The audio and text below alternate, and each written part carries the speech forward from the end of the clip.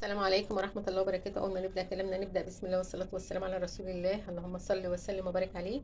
البطاطس دي بقى هي من الغدا يا جماعة، ما برميش حاجة. اللي عايز يصون النعمة يا جماعة يعمل كده، حرام ما فيش حاجة تترمي. وعملت حبة فول بس بزيت وليمون وحبة كمون وحبة شطة وحبة ملح فقط لا غير. وبابا غنوج ده بقى من الظهر، ونعمة من عندك يا رب. ربنا يديمها نعمة ويحفظها من الزوال، اللهم امين يا رب العالمين. اكسبوا الصواب يا جماعة، ومحدش يرمي حاجة، حرام اللي يرمي حاجة. والله البطاطس فايدة من الظهر ارميها؟ لا حرام، باكلها عادي والله، لو بايتة باكلها على فكرة يا جماعة.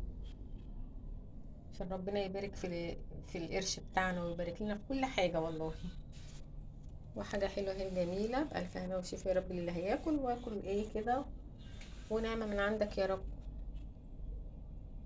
واترككم في رعاية الله وأمنه، والسلام عليكم ورحمة الله وبركاته.